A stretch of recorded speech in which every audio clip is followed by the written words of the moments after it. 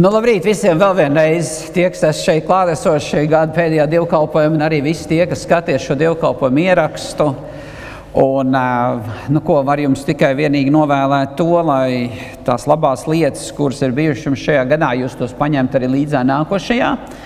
Un tas, kas jums nav izdevies, un tas, kas jums nav sanācis, un kas jūs ir sāpinājis, un varbūt tas, kas jums ir bijis tāds slikts, to atstājiet tajā vecajā gadā. Un neņemiet to līdz jaunajā, bet mēs tomēr ņemsim un skatīsimies uz to, ko Dieva vārds saka. Un kā mums jau atgādināja to, ka pagājušā gada jaunajā, kā teikt, mēs iesākām jaunā gada dievkalpojumu ap Dieva apsolījumiem, tad es arī šajā reizē gribētu sākt ar to pašu. Jo ziniet, kāpēc? Tāpēc, ka Dieva apsolījumi ir tikpat aktuāli, kā bijuši aizejošā gadā, tikpat aktuāli viņi būs arī nākošajā gadā. Tā kā mēs esam tikai un vienīgi ieguvēji, kad mēs, kā teikt, lūkojamies uz šo lietu kā Dieva apsolījumu. Un tāpēc es arī gribētu ar jums runāt par to, cik svarīgi un nozīmīgi ir Dieva apsolījumi. Un tad, kad mēs skatāmies uz Dieva apsolījumiem, patiesībā mēs redzam to, kāda ir Dieva sirds. Un Dieva apsolījumi mums arī dod stipru cerību, dod mums arī stipru ticību. Un mēs varētu skatīties uz apostulu Pāvilu, un tas atgadījums, kas ar viņu notiek, tas ir apostuļu darbos 26. nodaļā, kur apostols Pāvils stāv ķēniņa Agripas priekšā, un viņam tagad ir jāpasaka par to, ka tā kā aizstāvēšanās runa, kāda tad ir viņa aizstāvēšanās runa, jo viņš tiek apsūdzēts. Un tad, kad mēs lasām par to, kā viņu, kā teikt, cilts draugu, kā teikt, mēs teikt tā, tautieši gribēja viņu nogalināt par to, ka, redz, viņš ir bijis dedzīgs ebrejs un dedzīgs, kā varētu teikt, visas tās tradīcijas piekritējis, un tad viņš ir kristietis. Un tagad viss viņš iet un sludina evaņģēliju, un tagad, vai ne, kā teikt, tie vietējie tautieši ņem viņu un grib, kā teikt, nogalināt. Un par to tagad viņš stāv tā ķēniņa priekšā un saka tās lietas, kas ir un kā, bet tik daudz mēs neiesim iekšā tajā. Bet viena lieta, kas ir apostuļu darbos 26. nodaļā 6. pantā, kur viņš pasaka to, kad viņš saka, es ticu Dieva apsolījumiem. Es ticu Dieva apsolījumiem. Man liekas, tie vārdi, neskatoties to, ko viņš varētu izcelt, ko viņš varētu pateikt un kā viņš varētu sevi, kā teikt, aizstāvēt, viņš pasaka šos vārdus, es ticu Dieva apsolījumiem. Un tad, kad, piemēram, mēs domājam par Ābrahāmu,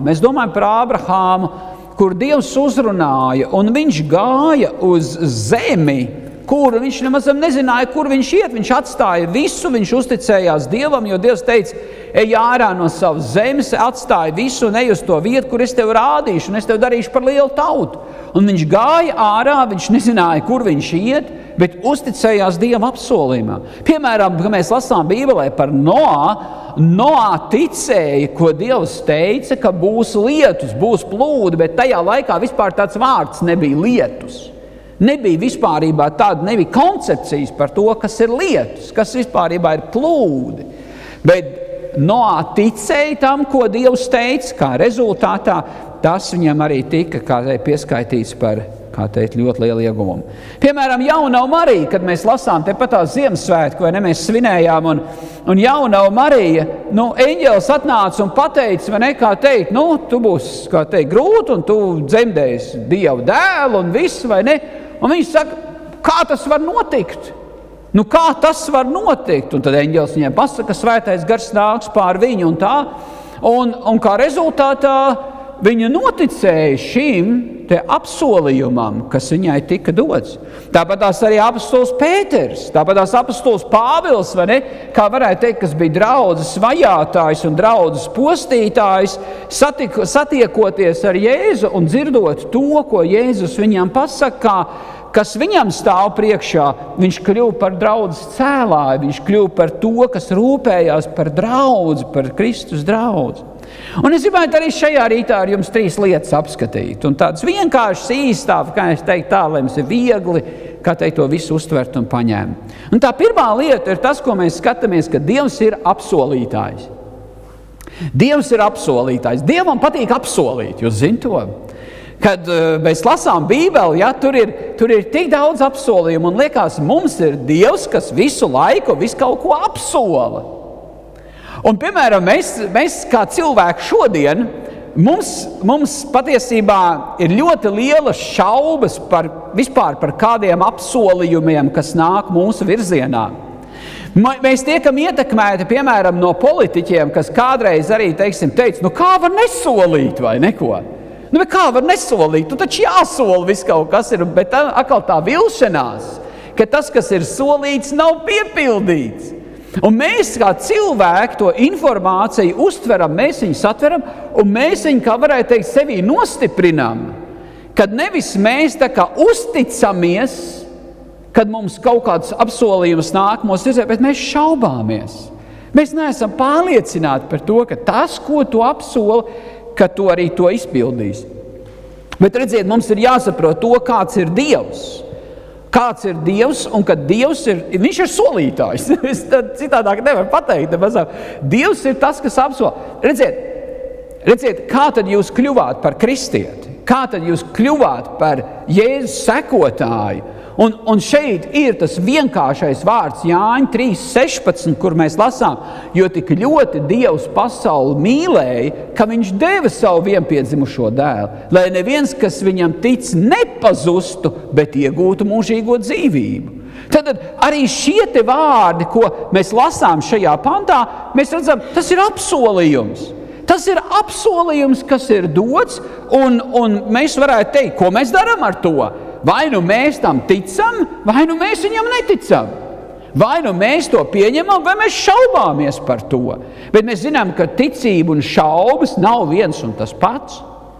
Vai nu mēs ticam, vai nu mēs šaubamies, neticam, ja neesam pārliecināti. Bet mēs varētu teikt tā, redzi, ja Dievs ir tas, kas apsola, ja Dievs ir tas, kas apsola, un mums ir tik daudz piemēru Bībelē, kur mēs varam skatīties, kā cilvēki ir, ko viņi ir darījuši ar to apsolījumu.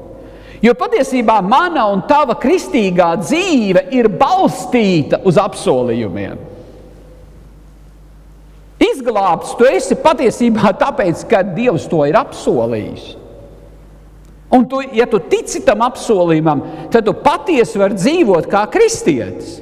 Bet ja tu šaubies par Dieva apsolījumiem, tad tu nemazam kā kristietis nemazam nedzīvo. Ļauj man to pateikt. Viens ir iet baznīcā, viens ir dzirdēt svētrunu, viens ir justies varbūt ļoti labi tajā pulciņā un tā tālāk, bet tā īstā dzīve ir ārpus baznīcas sienām, kur tu redzi to, vai tu ikdienā tici Dieva apsolījumiem, vai tu netici viņiem, vai tu šaubies par to. Paskatīsimies vēstulē Ebrejiem, atšķirsim savās bībelēs vēstuli Ebrejiem un 11. nodaļu. Un šajā nodaļā, tik tiešām mums ir uzskaitīti tik daudz, kā teikt, tie skaistie un brīnišķīgie ticības, kā teikt, varoņi, mēs tā to varētu pat sacīt. Bet paskatāmies šeit, vēstule Ebrejiem 11. nodaļu, un mēs lasām šeit no 7. panta sākot. Mēs varam arī no 6. panta, ja mēs skatāmies. Ja, tātad bez ticības nav iespējams Dievam patikt. Tam, kas tuvojas Dievam, ir jātic, ka Dievs ir un ka viņš atalgo tos, kas viņu meklē. Tātad bez ticības mēs nevaram. Ticība ir pārliecība par neredzamām lietām. Jeb stipra paļaušanās, jeb cerība uz to, ko mēs sagaidām, vai neko. Ja tā vienkārši paskaidrojot, kāds tev kaut ko apsola, un tu tici tam, ka tu to saņemsi. Ka tas, ko viņš ir solījis, viņš arī to izdarīs. Tik vienkārši, vai neko? Ja? Tā ir. Jūs paši esat piedalījušies solījumos, un tad jūs varat skatīties, kā jūs to esat izpildījuši, vai jūs to esat izpildījuši, vai neesat izpildījuši. Tas 7. pants mēs lasām. Ticībā Noā uzņēma Dieva norādījums par to, kas tad vēl nebija redzams, un dievbijībā sagatavoja šķirstu sava nama glābšanai. Tātad es jau teicu, viņš nezināja, kas ir lietus, jo lietus līdz tam nebija vispār līs, viņš nezināja, kas tas tāds ir, bet Dievs teica, būs lietus un būs plūdi. Un viņš vienkārši uzticējās šiem vārdiem un taisīja šķirstu. Un tā arī izglābās, vai ne, no tiem visiem plūdiem, kas nāca. 8. pāns. Ticībā Ābrahāms paklausīja Dieva aicinājumam un devās uz vietu, kas viņam bija jāiemanto, un viņš gāja pat nezinādams, kurp dodas. Tad atkal cilvēks dzird Dieva apsolījumu, viņš dara tā, kā Dievs ir teicis, paklausībā tam, ko Dievs teica, viņš iet, un mēs lasām Bībelē, kā Dievs viņu svētīja bagātīgi, jo viņš paklausīja tam kungam. Viņš pieņēma Dieva apsolījumu, ka tas ir svarīgi, ka tas ir nozīmīgi. Un mēs varētu lasīt arī tālāk gan par Mūzu un tā tālāk. Ja? Šajā visā nodaļā tur ir daudz aprakstīts par to, un jūs varat stiprināt sevi ticībā ar šiem piemēriem, kuri ir paklausījuši Dieva apsolījumu, ja kuri paņēmuši to apsolījumu kā savējiem, tad tas ir manējs, es tā darīšu, vai neko. Es nešaubos Dievā, ko viņš ir teicis. Ja mēs paskatāmies un uz to, cik, piemēram, ir apsolījumi Bībelē, ja mēs lūkojamies, cik daudz apsolījumu varētu būt? 50, 100, 150. Vienam Bībeles skolotājam prasīja 18 mēnešus. Visus šos apsolījumus, kā varētu teikt, dabūt kopā, un viņi ir 7486 apsolījumi ir Bībelē. 7486 apsolījumi. Cik interesanti būtu, ja mēs studētu katru svētdienu, mums mūžs nepietiktu vai neko, lai iziet cauri visiem apsolījumiem. Bet mēs zinām to, ka ir apsolījumi, kur jau ir piepildījušies. Vai ne? Mēs lasām tev, kā Dievs apsolīja, vai ne? Teiksim tāpatās arī par Jēzus piedzimšanu, kā viņš apsolīja, vai ne? Kur Betlēmē un viss, vai ne? Un tāpatās arī jaunava būs tā, kas arī dzemdēs Jēzu un visu, ne? Un tas viss jau ir piepildījies. Bet ir apsolījumi, kur ir doti jau sen. Mēs lasām arī, piemēram, pravieša Daniela grāmatā, kur runā vispār par beigu laikiem, ko Dievs ir sacījis un kas vēl stāv priekšā, kur piepildīsies. Ja? Tātad mēs redzam to, ka Dieva apsolījumi, mēs varētu teikt, tas ir tas gaiss, ko viņš elpo. Mēs varētu teikt, Dievs ir apsolītājs, viņš dod tos apsolījumus. Viņš saka, ko tu darīsi, mans bērns, tu ticēsi tam, tu pieņemsi to, tu uzticēsies man. Tā otrā lieta, ko es gribētu, lai mēs paskatāmies, ir tas, ka Dievs ir apsolījuma piepildītājs. Dievs ir apsolījuma piepildītājs. Jo nav jau jēgas no tā, ka mums var solīt, un ja mēs, teiksim, tie apsolījumi netiek piepildīti, tad mēs esam tā kā vīlušies, vai ne? Mēs neesam sajūsmā par to. Un, piemēram, vai jūs esat kādreiz vīlušies kādos apsolījumos, kas jums ir doti, bet jūs esat vīlušies pēc tam par to, kad jūs, jums tā kā solīja, bet jūs neesat to saņēmis, vai ne? Bet man liekas, katrs jūs esat to piedzīvojis savā dzīvē, vai ne? Lielākā mērā, mazākā mērā. Šī maizīte ir svaiga, ja, bet tu aiznes mājās, viņa jau tur pelējums ir iekšā. Kā tu vari ticēt vai neko? Vai citam atkal, piemēram, kas ir laulībā. Laulībā ir solīts, ja, līdz mūža galam un tā tālāk, un pasaka, es no tevis šķiros. Kā es varu ticēt tam apsolījumam? Jūs saprotiet, par ko iet runa? Citam lielāks, citam smagāks un tādie pārdzīvojumi, ne? Un tad mēs redzam to, ka kāds ir Dievs? Kāds tad ir Dievs, kurš ir solītājs, kurš apsola, un viņš saka, šitas ir tas, ko tev jāņem vērā ir, vai ne, teiksim? Un kas tas tāds ir? Piemēram, Jēkab vēstulē mēs lasām 1. nodaļā un 17. pantā, gaismas tēvs ir patstāvīgs un nemainīgs. Tātad Dieva vārds mums saka, Dievs ir patstāvīgs, ja viņš ir nevis patstāvīgs, nevis tā, ka viens pats māk dzīvot, jā, teiksim, mēs tā sakam uz jauniešiem, redz, viņš jau ir kļuvis patstāvīgs, viņš pats dzīvo atsevišķi un var nodrošināt sevi. Par to neiet runa. Viņš ir nemainīgs, tā ir tā būtība, jā. Viņš nav kā cilvēks, ja, kad cilvēks sasola un pēc tam viņš neizdara, ja, cilvēks ir mainīgs, bet viņš tāds nav. Tātad Dievs redz beigas no paša sākuma. Mēs arī tā redzam un lasām. Viņš ir uzticams. Vēstulē Ebrejiem 10. nodaļā un 23. pantā mēs lasām, jo uzticams ir tas, kas mums to apsolījis. Mīļotie, kur mēs varētu saukt par to, kurš ir uzticams? Ja ne Dievs vai neko. Tad mums ir jāiegūst tā stabilitāte, tad, kad mēs skatāmies uz Dieva vārdu un viņa apsolījumiem, ka tas ir tas, ko Dievs ir apsolījis, un viņš to nemainīs. Viņš pie tā paliks, un ja tu ticēsi tam, ko Dievs ir apsolījis, tu to apsolījumu piedzīvos savā dzīvē. Vēstulē romiešiem mēs lasām 4. nodaļā 21. pantā. Pāvils pilnīgi pārliecināts, ka to, ko Dievs apsolījis, viņš ir varens arī to izdarīt. Nu redziet, ja piemēram Dievs, kas visu spēj, kas visu var, vai ne, kuram nekas nav neiespējams, vai ne, viņš, kā tas ir, kā tas iespaido mūs, ja ietekmē mūs, un arī, kad mēs, piemēram, skatāmies cauri šim pagājušam gadam, cik daudz reizes ir nācies, jums pašiem, vienkārši esiet godīgi pret sevi, cik daudz jūs esat šaubījušies Dievā. Jūs izlasat to apsolījumu, ko Dievs jums saka, jūs dzirdat to apsolījumu, ko Dievs jums teica, bet jūs šaubaties viņā, jūs neesat pārliecināti par to, ka tas ir tas, ko Dievs var izdarīt. Jā, viņš var izdarīt pie citiem, bet vai viņš var izdarīt pie manis? Vai viņš to var paveikt pie manis? Un tās šaubas nāk iekšā, un kā varētu teikt, tā neusticēšanās Dievam, viņa arī, kā teikt, ņem to virsroku. Tad vēstulē ebrejiem 6. nodaļā un 18. pantā mēs lasām, ir neiespējami, ka Dievs melotu. Ir neiespējami, ka Dievs melotu.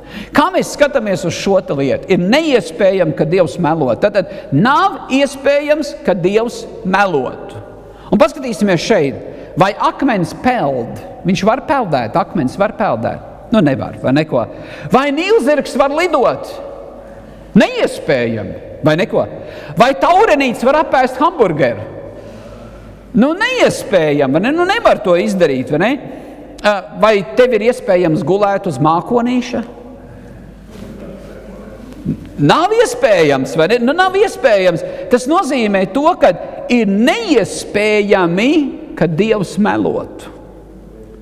Ja mēs noliekam to kā fundamentu savās dzīvēs un mēs pasakam, Dievs, tu runā patiesību un to, ko tu teici, tā ir pilnīgi patiesība un tu nemelo man, tu neesi tas, kas melo, ir neiespējami, ka tu melotu man, tas nozīmē to, ka tā lieta, ko Dievs ir apsolījis, viņš arī piepildīs. Ja viņš ir teicis, ka viņš to izdarīs. Kā tas ir?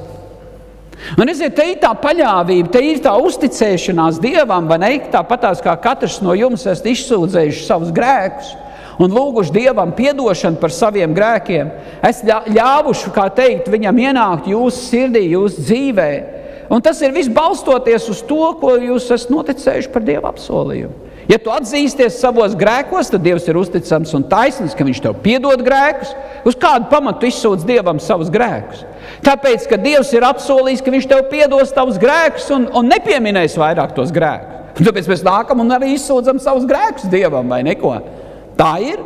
Tā tas ir, vai neko?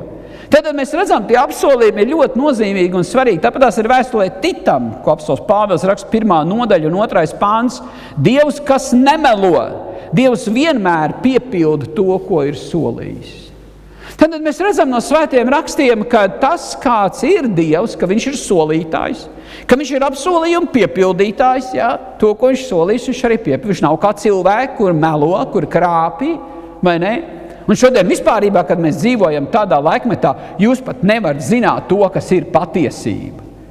Jūs saprotiet, nav jau standarts, ja cilvēkam nav standarts, kas ir patiesība, pēc kā viņš izmērīs to, kas ir meli.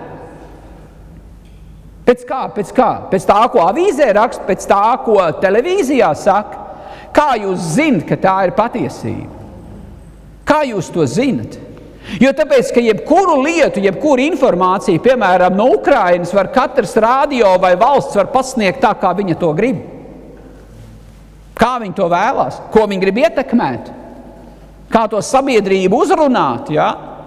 Un kā tu zini, ka tā ir patiesība. Un, piemēram, daudzās lietās, ja, kur mēs skatāmies, vai ne, kur Dieva vārds mums, piemēram, pasaka, kas ir mums kā ticīgiem cilvēkiem standarts, ka Jēzus Kristus ir patiesība, ceļš un dzīvība.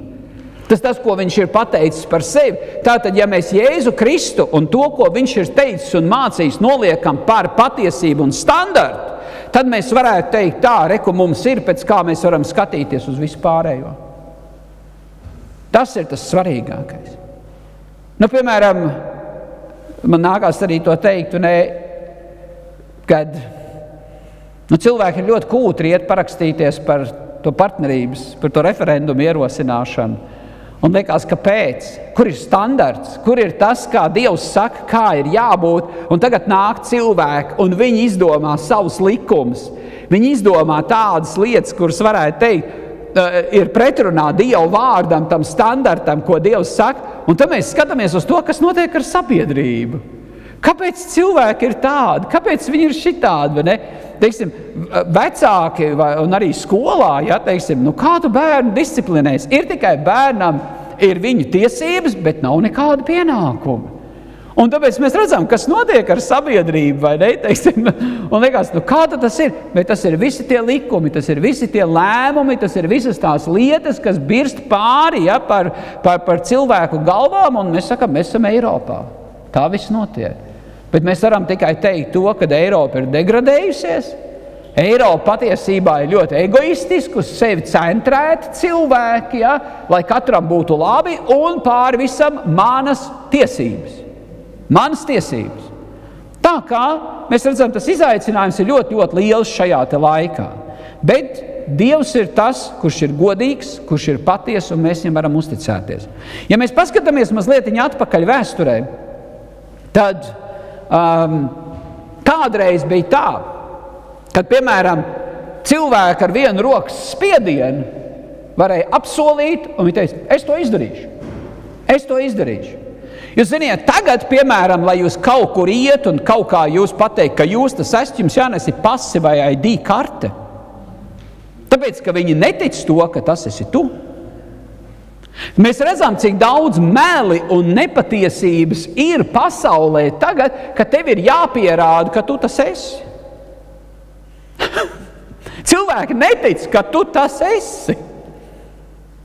Bet kādreiz tā nebija. Kādreiz bija tā. Rokas spiediens, ja? Mēs norunājam, reku te ir darījums, ja? Tagad notariāts, ja? Jāapstiprina, pārapstiprina, vēl visādi šitās te birokrātiskās lietas. Kādreiz tā nebija. Tāpēc, ka mēs varam teikt tā, tas godīgums iet mazumā. Tas godīgums patiešām iet mazumā, un tāpēc arī cilvēkiem ir tik ļoti grūti uzticēties Dievam arī šodien. Un daudz, kas ir ticējuši uz Dievu, kas ir kristieši, ir atkrituši nost. Tāpēc, ka tajā melu jūklī un visā tajā, kas notiek apkārt pasaulē, viņiem ir grūti uzticēties Dievam un saprast, un varbūt arī tev tā ir, kā tad Dievs ir apsolījis, un viņš tā arī to darīs. Jo, redz, man visapkārt ir tādi cilvēki, un es piedzīvoju tikai vilšanos. Jozuā grāmatā ir 21. nodaļā šādi vārdi sacīt Jozuā grāmatā, un mēs tos arī varam attiecināt arī uz sevi šajā te laikā, kurā dzīvojam, kur Dievs ir brīnišķīgi sveitījis Izraēlu tautu. 21. nodaļā vienkārši gribās atšķirt šo rakstu vietu un izlasīt, un skatieties šeit, tas ir Jozuā 21:45. Un te ir sacīts, neviens solījums, ko kungs bija devis Izraēla namam, nebija tukšs, viss piepildījās. Pasvītrojiet to. Visi apsolījumi, ko Dievs deva Izraēla tautai, tie visi arī piepildījās. Neviens nebija pa tukšo, ja? Nebija vienkārši izteikt vārdi bez seguma. Tur bija arī piepildījums. Tātad mēs redzam to, kad kas mums, teiksim tā, mums būtu jāpajautā tas jautājums, ja? Redziet, nav tas jautājums mums tāds, kad vai Dievs piepildīs to, ko viņš ir solījis. Jūs, piemēram, redziet, ja jūs uzdod šo jautājumu, vai Dievs piepildīs to, ko Dievs ir solījis, jūs tāda 50/50, ja? Bet mēs redzam to, ka mēs nākam un uzticamies Dievam, mums ir 100% jāuzticās. Tur nedara 50/50. Bet tas ir patiesība tāda, vai mēs uzcelsim savu dzīvi uz Dieva apsolījumiem. Tā ir tā trešā lieta, ko es gribēju jums runāt. Uz ko tu cel savu dzīvi? Uz ko tu cel savu dzīvi? Tas jautājums ir. Jo mēs katrs ceļam savu dzīvi. Mēs katrs ceļam savu dzīvi uz kaut ko vai neko. Tā ir, bet tāds tas ir vai neko. Ir, piemēram, tie, kas jūs strādājat kādās kompānijās un tā tālāk, un tā kompānija tur darba devējs un vēl visu kaut ko, un tur ir apsolījumi, un tur ir bonus, un visu kaut ko, kā varētu teikt, vai tas ir tas, uz ko tu cel savu dzīvi, jā, teiksim. Varbūt tas tie ir vīri, sievas apsolījumi, vai ne? Varbūt tas tu esi ļoti aktīvs pasaules ekonomikā iekšā, un tu tur, kā varētu teikt, gribi meklēt to uzticēšanos un to, ka tagad tev viss izdosies. Kas ir tas, uz ko tu cel savu dzīvi? Vienkārši tu kā cilvēks tagad šajā te brīdī, kad tu sēdi tā un tā domā un klausies arī internetā, tad kas ir tas, uz ko tu cel savu dzīvi? Kas ir tas pamats? Un patiesībā tas pamats mums vajadzētu būt, uz kā mēs ceļam savu dzīvi, ir Dieva apsolījumi. Kā tas ir? Ko? Jūs esat par to vispār aizdomājušies? Ko? Ka jūs ceļat savu dzīvi uz Dieva apsolījumiem. Jo redziet, tad jūs esat kopā ar to kungu. To, ko Dievs ir apsolījis, tad tas ir arī jūsējais. Jūs esat tā kā caur savu ticību un paļāvību uz Dievu, uz to, ko viņš ir solījis, jūs arī saņemat to, ko Dievs ir apsolījis. Tā jūs varat iet vienkārši kapāt katru dienu savā darbā, ja, un dzīvot no algas līdz algai, ja, kā varētu teikt, jūs savā spēkā to izdarat. Ja, un jums liekas tāda, kā varētu teikt, tad ir tava dzīve vai neko. Piepildīta, skaista, brīnišķīga. Ar prieku tu ej un ar prieku tu nāc. Kā tas ir? Kā jūs domājat? Vai ne? Mēs redzam to, ka tā ir realitāte. Cilvēki nav priecīgi tur, kur viņi strādā. Viņi ikdienā ir nomākti, ikdienā ir tas sejas nav smaidīgs. Viņas ir tādas bēdīgas vai neko. Un liekas, jā, tas ir tas, uz ko tad cilvēki ceļ savu dzīvi. Ja, teiksim, cilvēks dzenās pēc materiālās labklājības, un viņš grib uz to celt savu dzīvi, un tad, kad viņam būs daudz naudas, un tad, kad viņam viss kaut kas būs, tad viņš būs laimīgs. Un Bībelē mēs lasām par to, reku, te bija bagātais, man būs vēl viens šķūns, un tā tālāk. Un Jēzus saka šo līdzību, bet zini, tu taču esi traks jau, klausies, šajā naktī atprasīs no tevis tavu dvēseli. Kam tad piederēs viss tas, kas tev ir? Man liekas, tās vērtības, uz ko mēs ceļam katrs savu dzīvi, vai tie ir Dieva apsolījumi? Bet ja tie ir droši un mēs uz Dievu varam paļauties, tad savā veidā mums ir tāds superīgākais pamats, ko mūsu Tēvs debesīs ir apsolījis. Un mēs uz tā varam celt savu dzīvi, kur mēs dzīvojam, vai neko. Un jums kāds varētu teikt, jā, bet ja es paņemšu Dieva apsolījumus, un es tagad celšu savu dzīvi uz Dieva apsolījumiem, tad tas jautājums ir tāds, vai es nepiedzīvošu vilšanos savā dzīvē. Varbūt Dievs neizpildīs to, ko viņš ir teicis, ko viņš ir apsolījis. Mēs tikko apskatījām to, ka Dievam ir neiespējami melot. Ja? Neiespējami. Un ja kaut kas ir neiespējami, tad tas ir neiespējami. Bet, kad mēs runājam par to celšanu, tad varbūt tās paskatāmies Mateja evaņģēlijā 7. nodaļā. Mateja evaņģēlijas 7. nodaļa. Un mēs esam atšķīruši Mateja evaņģēlijas 7. nodaļu. Un mēs izlasīsim no 24. panta sākot, lai mēs vienkārši tiekam, kā teikt, atgādina mums šos te vārdus. Un tie ir sekojošie, tad skatāmies līdzām. Tad runa iet par 2 namu cēlājiem, kuri abi divi cēla namu. Kas viņiem bija? Viņiem abiem diviem bija materiāli, viņi arī uzcēla tos namus, ja? Un abi divi arī piedzīvoja tās vētras, tā kā mēs varētu teikt, gan viens, gan otrs cēlājs, kā teikt, daudz, kas viņiem bija kopīgs. Un 24. pāns, tad ik viens, kas šos manus vārdus dzird, šeit Jēzus runā un dara, ir līdzināms saprātīgam vīram, kas savu namu būvējis uz klints. Kad lietus nāca un straums plūda un vēja pūt un gāzās par šo namu, tas nesabruka. Tādēļ, ka tā pamata bija likt uz klints. Bet tik vienam, kas šos manus vārdus dzird un nedara, tātad principā mēs varētu teikt tā atšķirība ir dzirdēja, abi divi dzirdēja, viens darīja, viens nedarīja to, ko dzirdēja. Ir līdzināms nejēgam, kas savu namu būvējis uz smiltīm.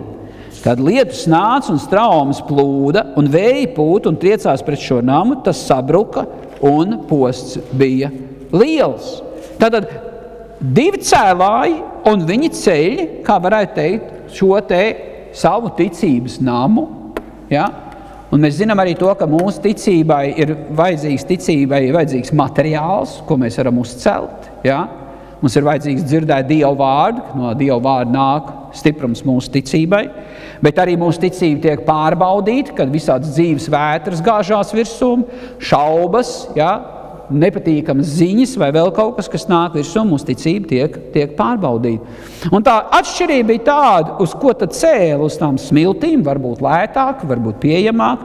Nu, uz klinti tas otrais, kas cēla, tas varbūt tās atkal ir tāds smagāks darbs, vai ne, teiksim, kur vairāk ieguldīt un tā tālāk. Bet redziet, ja mēs paskatāmies uz to materiālu, kad, piemēram, tas viens, kura namiņš tas sabruka, vai ne, teiksim, varbūt tur ir bailes, uztraukums, nožēla, bet tas otrs ceļ uz cerību, uz apsolījumiem, uz žēlastību, uz aizsardzību, ja? Uz ko tad katrs cilvēks izvēlās celt savu ticības namu? Vai tu redzi savā dzīvē to, ko tu dari, tu redzi perspektīvu, tu redzi to, kas, piemēram, ir kā skatījums uz priekšu tavai dzīvei, un vai tā iet uz augšu, vai tā iet, kā varētu teikt, ar gandarījumu katru dienu tu vari dzīvot un teikt, jā, mēs ejam pareizajā virzienā. Piemēram, mēs esam apskatījuši 2 apsolījumus. Viens no apsolījumiem bija, kad Jēzus ir tevī, kad mēs mācījāmies par Mariju vai neko. Jēzus ir tevī, tas kungs ir tevī, viņš nav tikai tev blakus vai kaut kur tā, rokas attālumā, viņš ir tevī. Ja? Kristus manī, tas pats kā Kristus, kad viņš bija Marijā, vai neko. Tāpat tās arī, ka mēs skatījāmies to otro apsolījumu, un tas otrais apsolījums bija tāds, Jēzus uzceļ savu draudzi. Jēzus uzceļ savu draudzi. Un tas ir tas, ar ko mēs skatījāmies, tas arī viņa apsolījums, ka viņš cels savu draudzi un Ēles vārdu to nespēs uzvarēt. Jeb citiem vārdiem sakot, vēlnišķīgie plāni, kas tiks veikti pret draudzi, tie nespēs īstenoties. Tātad, kāpēc cilvēkiem trūkst cerības? Mums, piemēram, atkal ir viena statistika, ka Latvija izceļās uz visu fonu, ka pašnāvības. Mēs atkal esam top, ar kaut ko mēs izceļamies ar pašnāvībām. Pašnāvība, piemēram, ir tā, ka cilvēkam trūkst visas cerības. Viņam vairs nav ko cerēt uz savu dzīvi, un tad viņš paņem visu savās rokās, un viņš, kā teikt, pieliek punktu visam. Bet, piemēram, es dzirdējuši, piemēram, tādu lietu kā sekulārisms. Sekulārisms, ja? Sekulārisms izsūdz cerību no sabiedrības. Mēs esam sekulāra sabiedrība, ja? Bet sekulārisms tur nekā nav. Viņš saka, reku tu piedzimst un reku tu nomirst, un pa vidu tur nekā nav no tevis. Tur nekā nav arī pēc tam vairāk. Tā ir tāda sekulārisms, un tas izsūdz visu cerību ārā no cilvēka. Tāpēc, ka viņš pasaka, Dievs nav, ja? Tev nav uz ko cerēt, tev nav uz ko, kā teikt, paļauties, ja? Te nu tu esi piedzimst, nomirst, viss, ja? Un liekas, bet kad mēs varam paskatīties uz to, kā Dievs mūsos ir atraisījis caur savu vārdu, caur saviem apsolījumiem to, nē, mums ir cerība. Viņš saka, pie mana tēva mājās ir tik daudz mājokļu, un vienu dienu es nākšu un ņemšu jūs pie sevis. Tas taču dod cerību, vai neko? Tas dod tādu pārliecību, pagaid, man nebeidzās viss ar šitā te tikai, ka es esmu šeit, vai ne? Ēd, dzer, strādā, guļ, ja? Ēd, dzer, strādā, guļ, ēd, dzer, strādā, guļ. Kas tas tāds ir, ar ko, vai ne? Šad tad kāda izpriece, vai neko? Nē, bet tas skaistums ir tas, ka tas cilvēks jau dzīvo mūžīgi. Viņš jau dzīvos mūžīgi, vai nu ar Dievu kopā, vai nu bez Dievu, vai ne? Kā mēs zinām, vai tas ir ar Dievu kopā, vai ne, mūžīgi debesīs, vai atšķirtībā no Dieva mūžīgi ellē. Nu, tad tā ir tā realitāte, par ko arī Bībele runā. Un ja Jēzus par to runā, es ritīgi ticu tam, ka tas tā ir. Man nav jāšaubās par to. Un arī viņš tik ļoti spilgt apraksta to, kas notiek ar cilvēku, kas nonāk ellē, ja? Ka liekas, piedod apmēram tā, ka tu lasi un tu skaties uz to, ka jā, tas ir apmēram tā, ka skats, tu redzi to, kas tur notiek, vai ne? Tātad mēs redzam, kas notiek tagad arī mūsdienu sabiedrībā, vai neko. Nu, redziet, tie, kas tic Dieva apsolījumiem, es jau kā varētu teikt, jūs skubini ticēt Dieva apsolījumiem, tie ir tie, kas ir cerības pilni cilvēki. Cerības pilni cilvēki, ja? Viņi pārdomā šos apsolījumus. Nav tā, ka viņi vienkārši izlasa, jā, reku te Dievs apsolījums. Bet viņi pārdomā par to. Viņi ļauj, lai tas apsolījums ne tikai paliek viņu, kā varētu teikt, mirklis tas, bet kad viņi ļauj, lai tas apsolījums ienāk viņu prātos, viņu sirdīs. Un tad viņi var runāt šo apsolījumu. Jūs redziet, kā bērni, piemēram, tad, kad vecāki apsola bērnam, teiksim, nopirksim riteni, jā.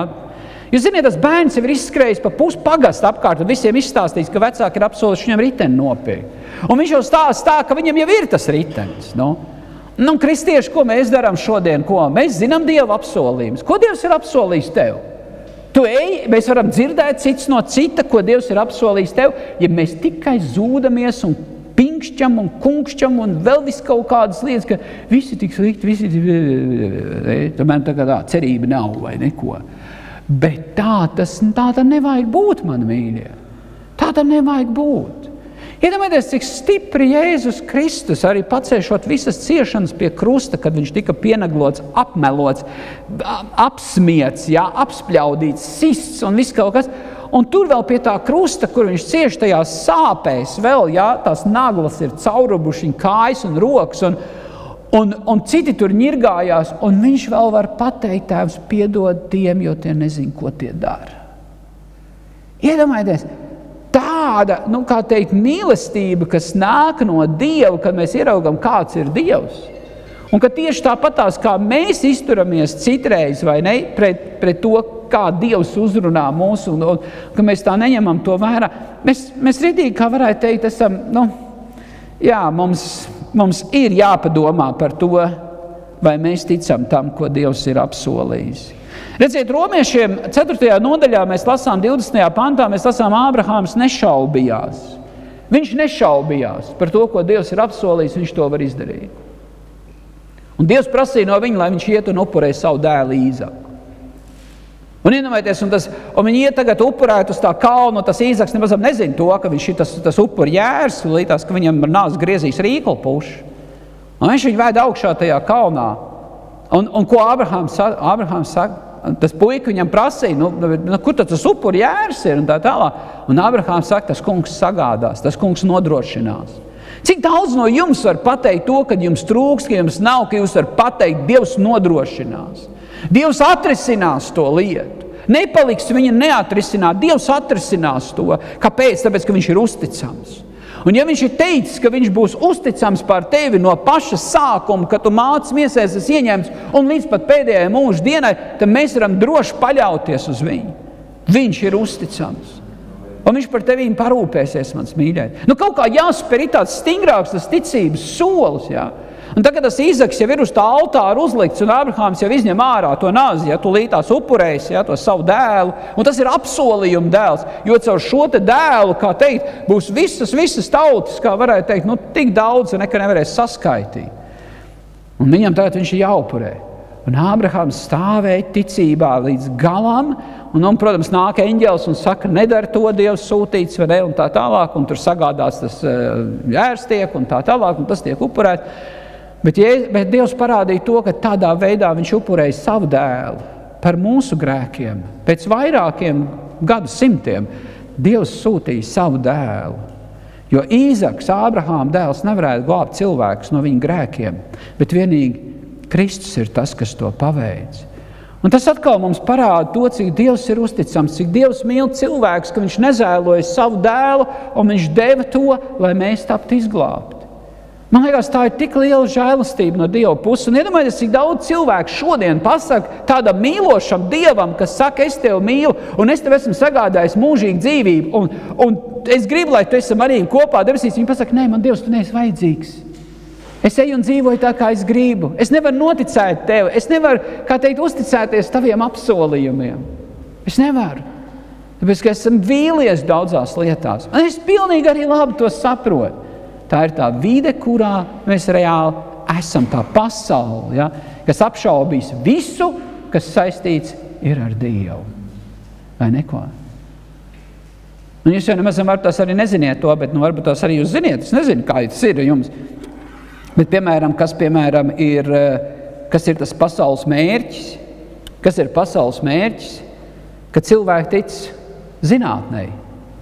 Nevis, ka cilvēki tic Dievam, kas ir virs mākoņiem, bet ka cilvēki tic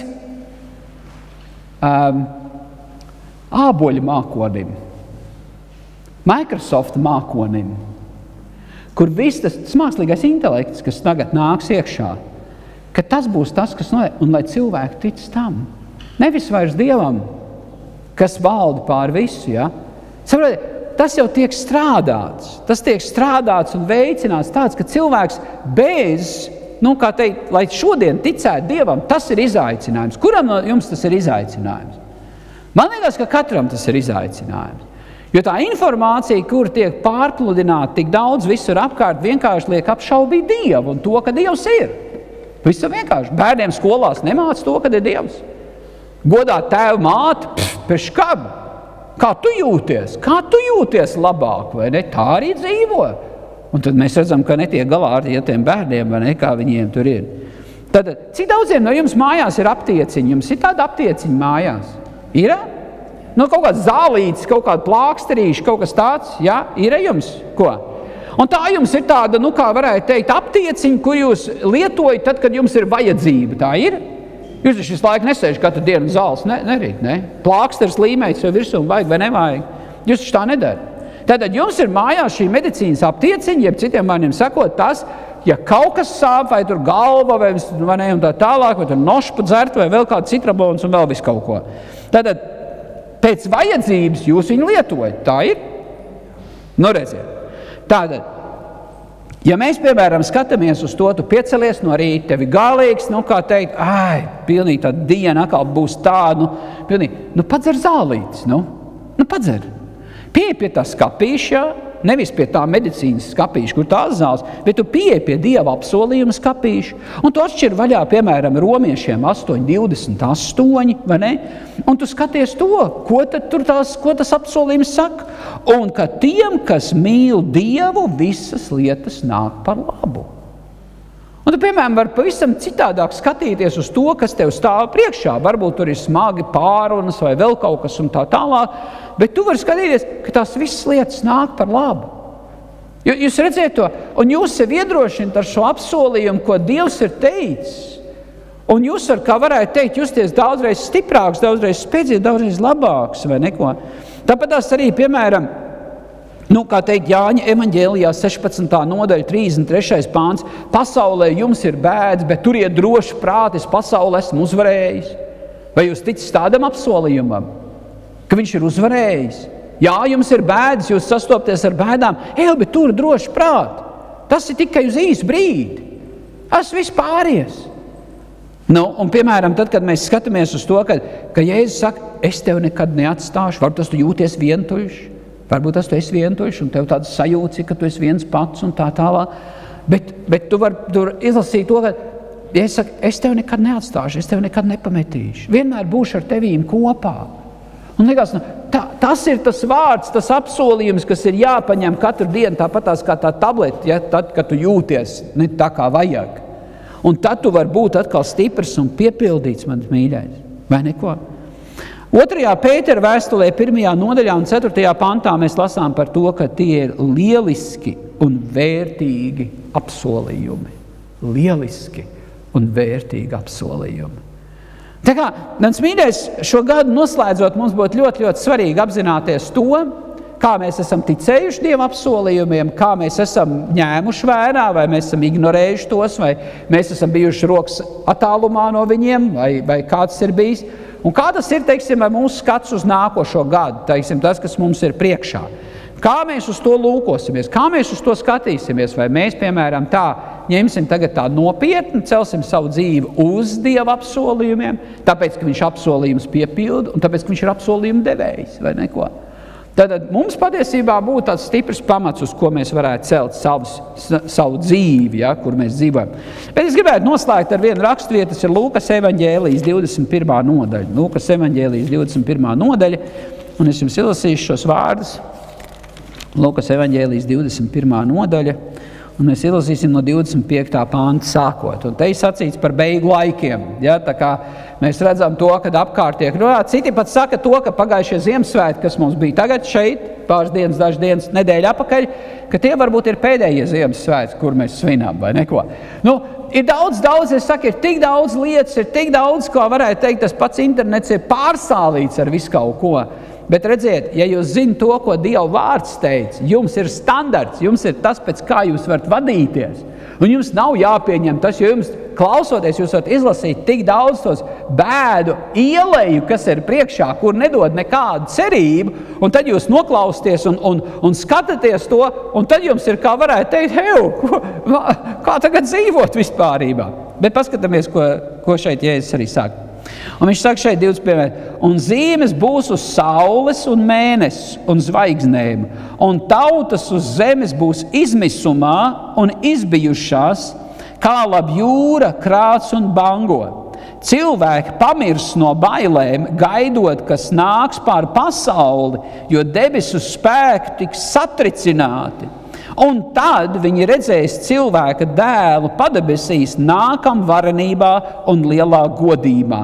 Kad tas sāksies, tad izslējieties, paceliet savas galvas, jo jūsu atpestīšana tuvojas. Un mēs arī tā. Tas jau vēl nav piepildījies. Tas jau vēl tikai būs. Un mēs runājam par to, kādas varbūt bēdas jau tagad nāk pār pasauli, bet kas vēl stāv priekšā? Ja šis ir tas laiks pirmdzemdības sāpes, tad kas ir tās sāpes, kad ir tās dzemdības, kad notiek? Tā kā mēs redzam to, ka mums nav jādzīvo tādā neziņā, tādos uztraukumos un bailēs, bet mēs zinām, ka ar katru dienu tas kungs ir tuvāk, un ar katru dienu, jebkuru brīdi, tas kungs var nākt un ņemt savu draudzi pie sevis. Ja? Un mums ir vienkārši nevis jāsakņūp, nevis, kā varētu teikt, zaudēt cerību un ticību, bet mēs taisnotrādi izslejamies, mēs paceļam savas galvas, ja? Mēs nostājamies, kā varētu teikt, un elpojam ar pilnu krūti. Ja? Mums nav bail no tā, kas stāv priekšā. Kāpēc? Tāpēc, ka mēs lasām cilvēka dēls nāk varenībā un lielā godībā. Tātad mēs redzam to, ka tas, kas sagāja tev kā Dieva bērnu nākotnē, tas ir cerības un fantastisks laiks, mēs varētu teikt tā, uz ko mēs varam paļauties. Un tas atkal ir Dieva apsolījums. Tas ir Dieva apsolījums. Tā kā mīļotie, es jūs izaicinātu, kā varētu teikt, celsim savu dzīvi uz Dieva apsolījumiem. Mācītāji, tam būs jālas Bībeli, vai ne? Tam būs jālas visi tie 7000 apsolījumi, vai ne? Nu, redz, ja tu gribi labu dzīvi, sāc lasīt Bībeli. Ja tu gribi arī dzīvot brīnišķīgi cauri visādām negācijām un visādiem grūtiem brīžiem, lasi Bībeli. Nu, liekas, taču, jā, bet es saprotu, neiztiksim mēs tikai virsrakstiem. Neiztiksim, vai ne? Tā kā jūs ziņas lasāt, vai ne? Virsraksts tikai pārlapot pāri un tā tālāk. Un, piemēram, es gribētu uzrunāt tos cilvēkus, kur seko kādiem cilvēkiem. Jūs esat, tas varbūt tās ir tāda jaunā paudze, vairāk, es nezinu, cik daudz jums, kas esat gados, sekojat kaut kādiem cilvēkiem, un jūs tur esat Facebookā vai X, kas viņš tur skaitās, tur visi tie Twitter un tā tālāk. Un jūs visi, kā varētu teikt, kaut kam sekot un kaut ko jūs gribat uzzināt un tā tālāk.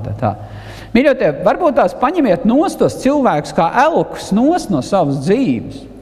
Jo tie ir tikai cilvēki, kas jums kaut ko grib pateikt, kaut ko, vai ne, ar to, ko viņi saprot, kā viņi saprot un tā. Bet kā ir, ka jūs paņem Dievu, ka jūs paņem noliek, ka Dievs ir tas, kuru es klausīšu, kuram es sekošu? Kā tas ir? Vai neko?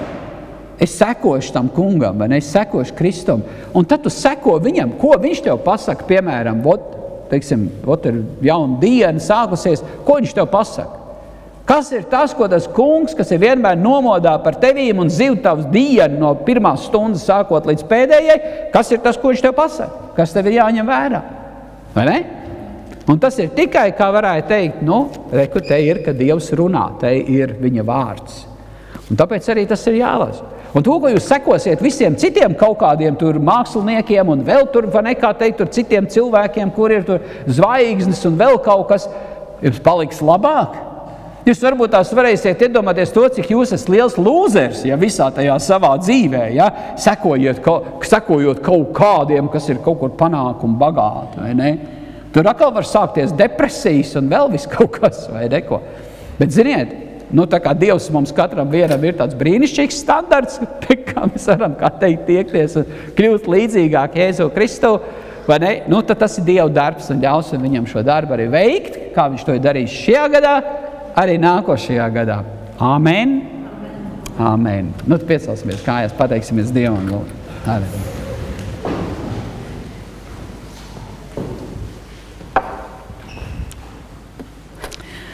Paldies Tev, mīļais Tēt, par brīnišķīgiem apsolījumiem, ko Tu esi mums atklājis arī Bībelē, un ka mēs varam meklēt tos, ka mēs varam tiekties pēc šīm lietām un dzīvot un celt savu dzīvi uz Taviem brīnišķīgiem apsolījumiem.